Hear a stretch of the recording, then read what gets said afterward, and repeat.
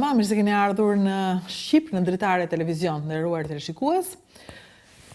Ne do të vazhdojmë etapin. Do të vazhdojmë etapin për asnjë arsye që lidhet me ndonjë fiksim personal apo profesional, po për të vetën arsye për të kuptuar pse ne nuk kemi gaz, pse ne nuk kemi, na mungojnë në buxhetin e shtetit.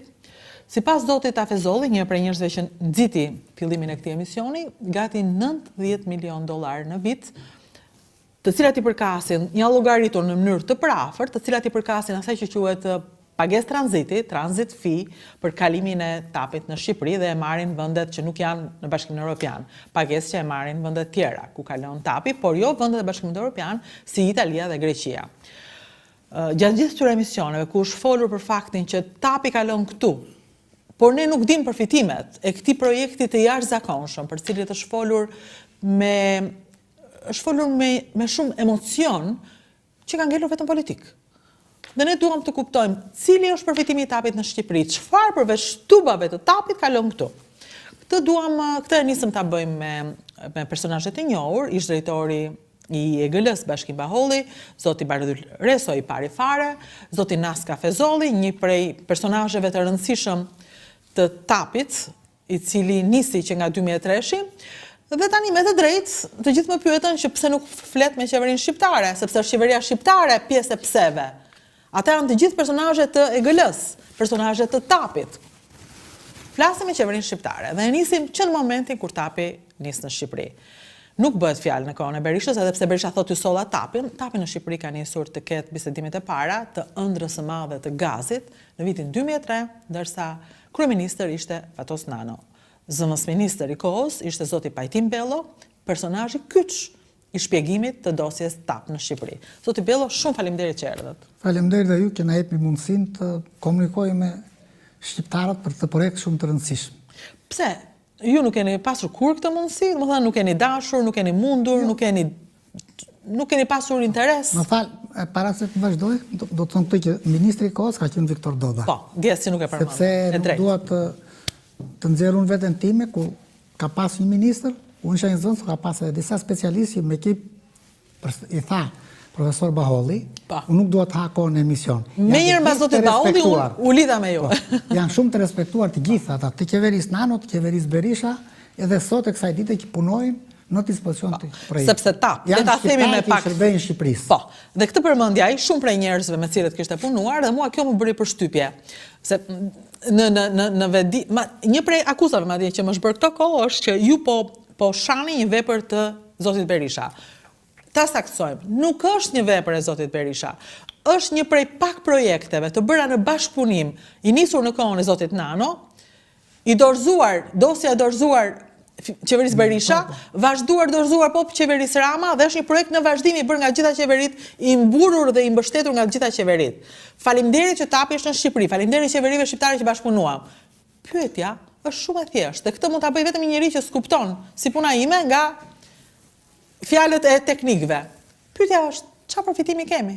Këtë dua unë të di. Prandaj janë këto emisione për të kuptuar çfarë përfitimi kemi nga një bashkëpunim madhor të gjitha qeverive Berisha, Rama, Nano, Meta, të gjithë, çfarë përfitimi kemi nga tapi. Më përpara një hartë, lutem, në Basmeje. Po, kjo është harta e gazifikimit të Europës. Të vitit? Këtë ditë qa viti mund t'jetë. Po jemi para tapit, është për para tapit. Ku duket Shqipëria është rrethuar me linjën të lloj-lloj ngjyrash. Se këtu është janë linjat e gazit, gazi natyral dhe terminalet e LNG-s, dhe gazit lëngshëm natyral, po ashtu që i ka të dy llojet. Ne po të shikojmë, jemi jashtë këtyre, jemi zonë, jo vetëm ne, gati Maqedonia merr pak, po të shikosh Malizi, Bosnjë-Hercegovina, Beogradi po merr ande nga krahët e tjera, pra gjithsesi ne jemi frisi, thuash. Dhe kjo ishte nxitja që ne kërkonim. Ti nuk e asnjë linjë, ti je i vetmi. Edhe Malizi ka mbet aty, po ta shikosh bosh se ka qenë me ish Jugosllavi dikur dhe quhej që merrte Serbia, merrnin Kroacia të tjerë, mos të ham kohën. Pra ne ishim bosh. Ne tani në atë kohë donim me çdo kusht të lidheshim me linjat e gazit. donim të ishim një vend ku të kalonte një linjë gazi dhe të furnizoheshim me gaz. Atëre, po kthejmë edhe një herë 2003-shin, kur ne ishim pa gaz, ne jemi pa gaz në 2022-shin. Po në 2003-shin kishim një ëndër që mund të kishim gaz një ditë. Në këtë kohë, ju vjen propozimi, sepse dhe mua më qartësuan gjërat rrugës. Ju vjen propozimi nga EGL-ja, e prezantuar në Shqipëri nga zoti Baholli, e drejtuar. Dhe ju thot, a doni të futen në rrjetin e gazit, në rrjetin e tapit? Cili që propozimi, si u thanë juve? Propozimi i tyre ishte që ata kishin idenë të bënin një gazellës që do të vinte 3500 km gjatë që nga Azerbajxhani, vinte në Turqi, Greqi, Shqipëri, Itali. Për të diversifikuar? Për të bërë pra si pjesë e korridorit të jugut, të furnizimit me gaz të Europës, sepse mund është shkri do bëhen dhe të tjerë. Dhe atëre paralelisht, kishte një gaz, po e shikoni me pika ato... Po, i shofë, verdat. Jo të verdat, këto me boj blu të thellë aty, po. A i ka qenë një projekt që po zhvilloheshe paralelisht dhe kështë esur më për para se tapi. Dhe na duhej ne, o ta thyenim, o të bëheshim pjesë e ti. E kuptaj. Pra ne ishin si që futin në shkretëtiv, që thonë, kërkonin ku të kapeshin për gaz, kapëm këtë propozim, ram dakord në tavolinë e ministrit dhe ai më lartë në siguri. Propozimi u bë në ministrin tuaj, në qeverinë Nano. Po, në kohën e qeverisë Nano. Zoti Baholli, më fal vetëm një sekondë, më tha që nuk e kam takuar kur Nano. Çështje tjetër kjo.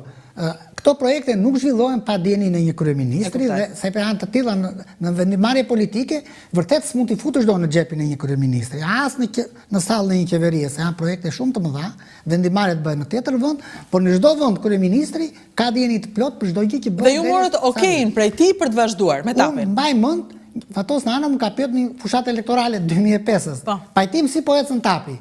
Do më thënë që kishe dijenit plot. Viktori më kishte thënë që kanë folur me kryeministrin dhe kemi okejin ta vazhdojmë me shpejtësi këtë.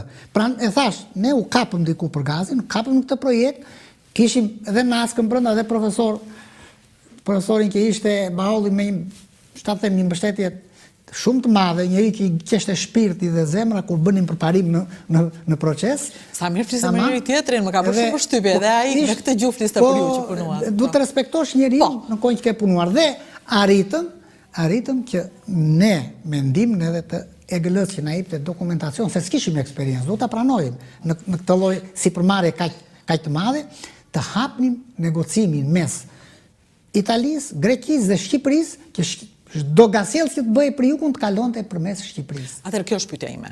E para dhe të gjithëve. Politikisht kaloi në Shqipëri, se donte Berisha, Berisha ishte Bonxha. Donte Nano të kalonte në Shqipëri, prandaj kaloi. Kush është interesi tyre që sot mund hapin në Shqipëri? Nevoja e madhe, domosdoshmëria që ne të kishim gaz. Në mendjen tonë. Jo ç'a donin ne, ata, pse erdhën ata këtu?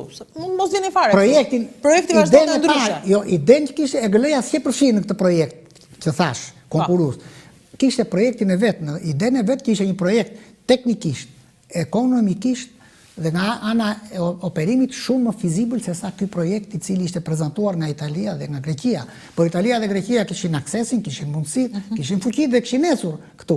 Kurse EGL-ja do binte palën italiane, që e bindi, do binte neve që na bindi sepse ishim shumë nevojtar, do binte dhe Greqinë.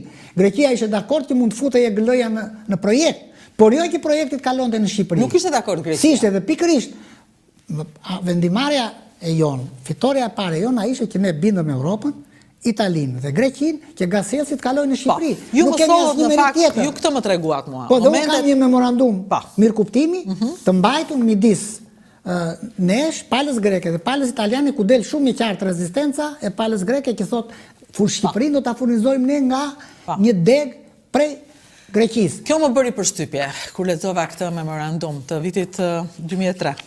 2004 më të, po 2005 ka qenë. Në 2005 do të jetë memorandum. Jemi 24. Se kemi ecur. Po, jo 24 është firmosur. Po.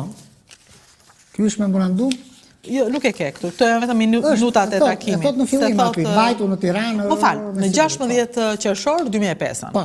Pra ka qenë ishte momenti që ne masi morëm të rezhornime për këtë projekt. Morëm dhe të dhëna mbi shumë gjëra që ne i lexuam specialistët tonë shumë të mirë, po nga 2003 dhe u futëm në fushë betejë. Po, nga 2003 në 2005 ju keni qenë gjithkohës në tratativa që të kaloj apo jo këtej. Po pikërisht sepse kur është mbyllur që po do kaloj këtej? Ky memorandum mund të thomi që ishte thyrja e shtambës greke. Po.